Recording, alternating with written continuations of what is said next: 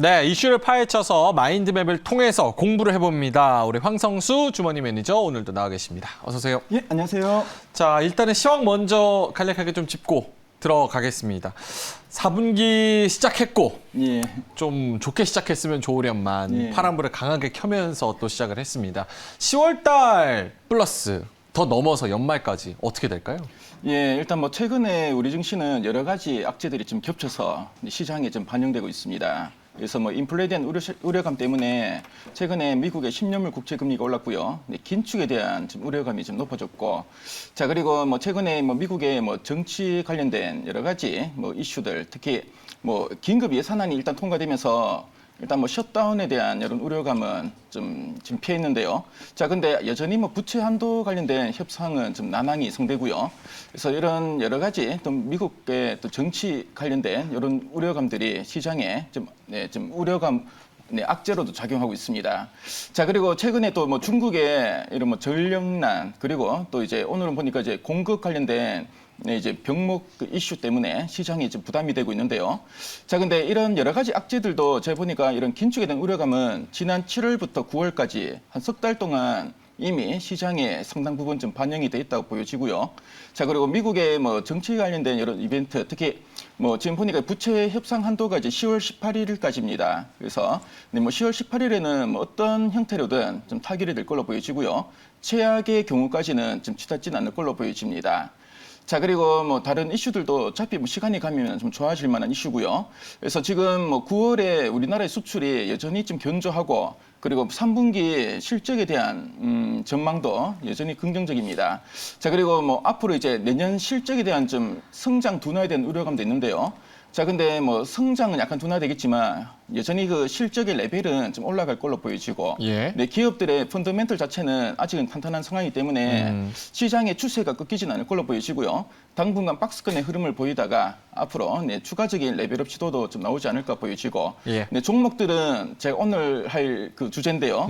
특히 뭐 실적이 나온 종목 중에 이번 3분기는 물론이고 내년까지 실적이 계속 성장한 종목 위주로 여러분들이 관심을 가지면 좋을 것 같습니다. 알겠습니다. 오늘 실적에 대한 이야기를 하실 거라고 미리 말씀을 하셨고 그 부분 전에 약간 지금이 바닥인지는 다음 주에 조금 더 지켜봐야 된다. 네, 일단은 뭐 추가적인 하락도 어느 정도 좀 가능성을 열어둬야 될 것 같고요. 그렇더라도 오래 머물진 않을 걸로 보여집니다. 알겠습니다. 그래서 뭐 지난 상반기 봤지만 예. 3,000포인트는 뭐 심리적인 지지선이고요. 예. 뭐 빠지더라도 바로 또 회복되는 경우가 많으니까 뭐 거기에 대해서는 저는 좀 지지력이 있다고 예. 보여집니다. 알겠습니다. 자, 그러면 결국은 이제 실적 가지고 모멘텀을 좀 찾아갈 것 같은데 3분기 실적 시즌 어떤 종목들이 좀 관심을 많이 받을지, 모멘텀이 예. 살아있을지 한번 마인드맵 통해서 정리를 해볼게요. 마인드맵 한번 펼쳐볼까요? 3분기 그럼 실적 시즌. 네, 전체 마인드맵을 한번 살펴보도록 하겠습니다. 예. 네, 일단 뭐 먼저 이제 3분기 실적 시즌과 관련해 가지고 3분기 일단 뭐 결론부터 말씀드리면은 예. 긍정적인 이익 모멘텀이 지금 기대되고 있습니다. 자, 근데 뭐 문제는 이제 3분기 실적이 아니라 주가라는 거는 뭐 지나간 뭐 3분기 실적보다는 예. 다가오는 좀 미래, 특히 뭐 4분기나 내년 실적을 미리 좀 선반영하려는 성격을 가지고 있고요. 예. 그래서 뭐 내년 이익 성장 모멘텀은 좀 둔화될 거라는 전망이 나오는데 이와 관련된 투자 전략도 한번 체크해 보도록 하겠습니다. 자, 그리고 마지막으로 이제 관심주를 살펴볼 건데요. 네, 관심주는 일단 뭐 실적 시즌을 봤을 때 좀 단기적으로 좀 접근할 만한 뭔가 좀 실적 추정치 상향되고 예. 어닝 서프라이즈가 기대되는 종목들을 제가 추려봤고요. 자, 그리고 또 이제 장기적으로 볼 때 이번 뭐 3분기 물론이고 내년 실적 그 추정치가 계속 상향되는 종목들이 있습니다. 예. 그래서 올해 실적 추정치 대비 내년 실적 추정치의 변화율이 더 높은 종목들이 있는데요. 네, 그 종목들도 제가 한번 추려봤는데 이따가 제가 옥석까지 한번 가려다 드리도록 하겠습니다. 알겠습니다. 관심주는 3분기 실적도 좋을 것이고 4분기를 넘어서 내년 실적까지 예. 당연히 좋을 것이란 그런 기업들, 그런 관심 가는 종목들 가지고 오셨다 말씀해 주셨습니다. 알겠습니다. 그럼 3분기 실적 시즌, 3분기 긍정적인 모멘텀, 요거는 시장 전반적으로도 되게 큰 힘이 될 것 같아요. 예, 맞습니다. 안 그래도 지금 시장이 워낙 변동성이 크고 안개 속 증시라는 말이 있는데요. 예. 자, 그래도 믿을 거는 실적인데, 네, 뭐 실적 관련된 3분기 포인트들 한번 살펴보겠습니다. 그래서 먼저, 뭐 3분기는 상당히 좀 긍정적인, 그 이익 모멘텀이 기대되는데요. 일단 뭐 3분기 뭐 영업이익 컨센서스는 지난 3개월 동안 계속 상향 조정이 되었습니다. 그래서 실적 시즌 전에 보통 이제 컨센서스가 상향 조정되면은 어닝 서프라이즈의 확률이 높아지는데요. 그래서 이번 3분기는 사상 최대의 분기 실적이 지금 예상되고 있고요. 원래 1, 2, 3, 4분기 중에 3분기 실적이 가장 좋을 걸로 좀 보여집니다. 자, 그리고 네, 사상 처음으로 3개 분기 연속 어닝 서프라이즈도 기대되는데요. 그래서 원래 네, 1분기, 2분기 서프라이즈 실적이었고요. 예. 이번 3분기도 서프라이즈가 많이 좀 전망되고 있습니다. 사실 이게 되게 큰 타이틀인데 지금 그렇죠. 시장이 워낙 분위기가 안 좋다 보니까 이거 부각이 안 되는 것 같아요. 네, 뭐 그런 것도 있고요. 이미 또 어느 정도 좀 선반영이 되었고, 자, 그리고 지금 보니까 뭐 1분기, 2분기에 서프라이즈를 기록하니까 앞으로 뭐 더 올라갈 게 있겠나. 예. 네, 뭐 그런 좀 의구심도 생겼습니다. 그래서 사람들이 실적이 계속 잘 나오다 보니까 좀 둔감해졌고요. 너무 좀 당연하게 생각하는 게 그렇죠. 있는 것 같아요. 예. 그리고 이제 뭐 피크가 아닌가. 예. 최근에 보면 우리 증시도 그렇고 미국 증시도 그렇고 실적 피크아웃에 대한 우려감도 좀 커지고 있는데요. 예. 일단은 뭐 어닝 서프라이즈가 기대되지만 뭐 어닝 서프라이즈라고 무조건 오르는 그런 네, 뭐 시장은 아닐 걸로 좀 보여집니다. 자, 그리고 이 3분기에 실적 상향 업종들도 네, 제가 한번 살펴봤는데요. 이게 되게 중요하겠네요. 예, 그래서 보니까 뭐 운송, 운송. 특히 최근에 뭐 해상 운송이나 그 항공 운송 쪽에 예. 운임이 계속 상승하다 보니까 운송에 대한 그 실적 추정치가 상향되고 있고요. 예. 철강은 지난번에 제가 마인드맵에서 봤지만 최근에 뭐 중국에서 공급이 감소하고 있고 뭐 그러다 보니까 우리 기업들의 반사적인 수혜가 많이 지금 기대되고 있습니다. 자, 그리고 IT 하드웨어 같은 경우에는 최근에 뭐 갤럭시 폴더블 폰이 상당히 좀 좋은 반응을 얻었고요. 예. 건설은 최근에 뭐 정부에서 주택 공급을 확대하고 있고 통신 서비스는 최근에 또 이제 5G 통신 가입자 수 늘고 있고 뭐 그러다 보니까 통신주들의 흐름도 상당히 좀 견조할 걸로 좀 보고 있습니다. 예. 자, 그럼 네, 두 번째 포인트인 내년 이익 모멘텀 둔화와 관련된 포인트들로 한번 점검해 보도록 하겠습니다. 내년 이익 모멘텀이 둔화가 된다. 네, 그렇습니다. 왜 이렇게 둔화가 되냐면은 예. 첫 번째 포인트를 보시면은 일단 뭐 올 하반기 특히 이제 4분기부터는 코로나19의 기저 효과가 많이 약화될 걸로 보여집니다. 그래서 뭐 지난해 같은 경우에는 코로나19가 지난해 한 3, 4월경부터 글로벌 확산이 이어졌고요. 예. 그러다 보니까 뭐 1분기, 2분기 그리고 3분기 일부까지도 실적이 상당히 안 좋았습니다. 그러다 보니까 올해 실적이 평년만큼 나오더라도 지난해가 워낙 안 좋다 보니까 예. 실적이 좀 상당히 좋은 걸로 인식이 되었는데요. 실제로 뭐 영업이익이나 매출이나 이런 게 나올 때 전년 대비 몇 퍼센트 그렇죠. 성장 이렇게 나오니까 네. 코로나 때 너무 침체돼 있었던 게 이제 금년이나 작년 때 또 이렇게 높게 나온 기저 효과가 있었다. 근데 예, 그게 그렇죠. 약화될 것이다 내년에는. 예, 그래서 예. 기저 효과 약화되면서 성장이 좀 둔화될 거라는 걸 참조하시면 되겠고요. 자, 그리고 일단 뭐 녹색의 큰 글씨 위주로 살펴보겠습니다. 그래서 내년에 이익 모멘텀이 둔화되는데 예. 특히 반도체 업종에 대해서 좀 많은 제가 이제 자료들을 보니까 실적 추정치를 상당히 많이 좀 하향하고 있습니다. 안 그래도 지난 8월에 모건 스탠리가 뭐 디램 업황에 대해서 좀 둔화 우려감을 좀 나타냈었는데요. 예. 뭐 실제로 우리 뭐 증권사 보고서들도 뭐 내년부터는 반도체가 좀 꺾이는 게 아닌가 이런 좀 우려감이 좀 커지고 있고요. 화학 같은 경우에도 뭐 최근에 뭐 금호석유나 롯데케미 관련해 가지고 외국계 증권사들이 좀 실적이 좀 둔화될 거다 이런 예. 좀 보고서가 나오기도 했었습니다. 자, 그리고 소프트웨어 같은 경우에는 뭐 카카오나 네이버 같은 경우에 최근에 뭐 정치권에 이제 규제 이슈가 나오다 보니까 뭐 올해보다는 내년에 실적 눈높이를 낮춰야 되는 게 아닌가 이런 전망들이 나오고 있고요.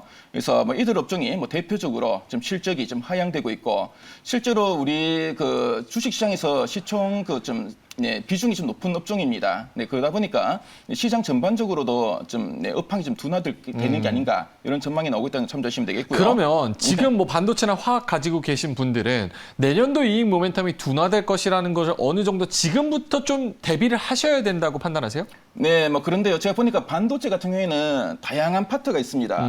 제가 볼 때 뭐 반도체는 메모리 쪽은 약간 좀 둔화될 수 있는데 예. 비메모리 관련된 종목들은 여전히 삼성자가 투자를 상당히 적극적으로 하고 있고요. 아하. 특히 뭐 TSMC를 따라잡기 위해서 특히 파운드리 쪽에 투자가 많이 늘고 있고, 자, 그리고 뭐 얼마 전에 우리 마인드에 맞지만 DDR5 같은 경우에는 이제 세대가 교체됩니다. 예. 그래서 뭐 상당히 좀 투자도 많이 늘 걸로 보여지고요. 이런 뭔가 좀 투자가 확실한 파트도 있는데 좀 이제 투자가 좀 줄어들 수도 있고 좀 업황이 꺾일 수도 있는 파트도 있는데요.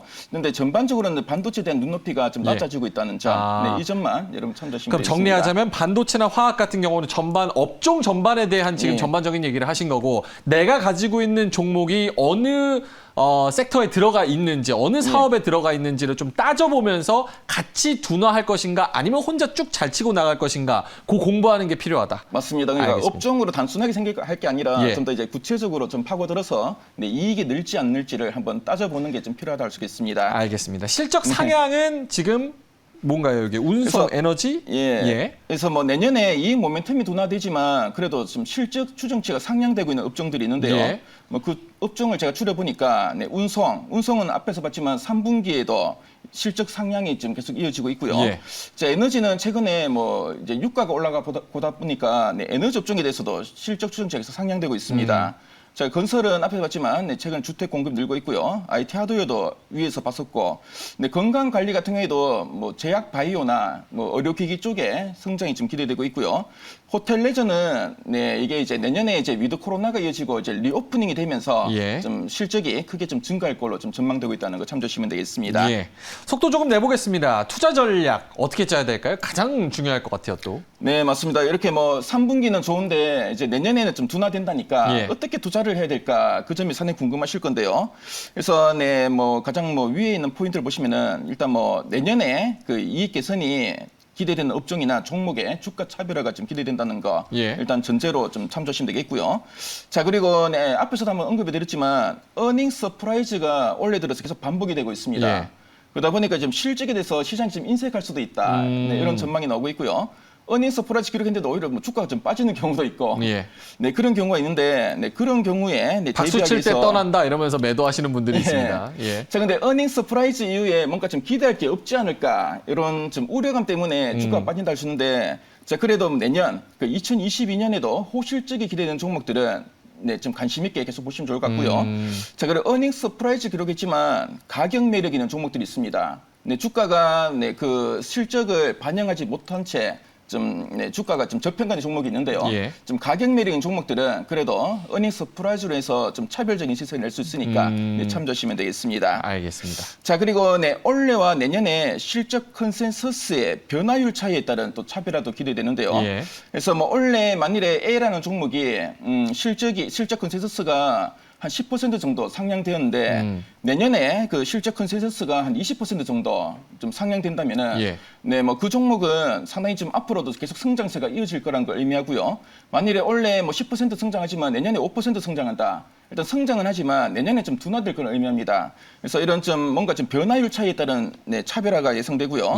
그래서 올해보다는 내년 전망이 더 긍정적인 종목, 그러니까 내년 컨센서스 추정치의 변화율이 좀 더 높은 종목을 관심 있게 봐야 된다는 거 참조하시면 되겠습니다.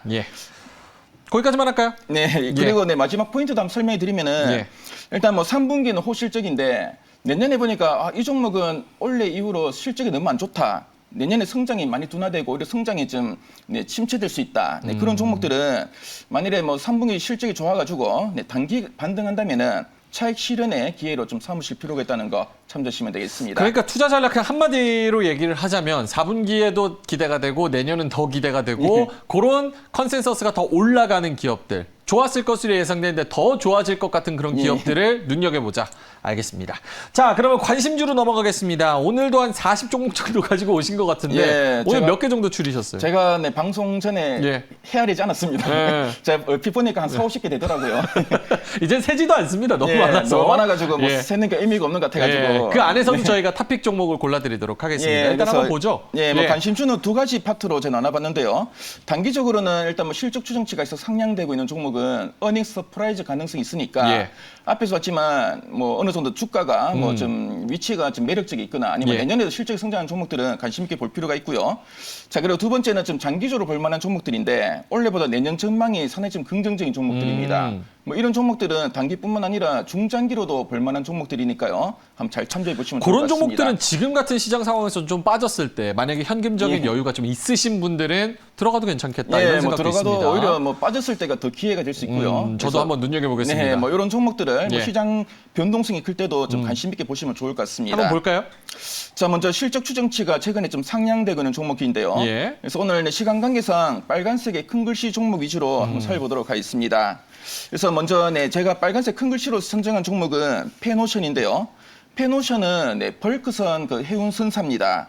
그래서 지금 보니까 벌크선 업체들은 BDI 그래서 이 해운업 그 운송 지수를 상당히 좀 중요시하는데요. 3분기에 BDI 지수가 급등하면서 큰 폭의 영업 실적이 개선될 걸로 보여집니다.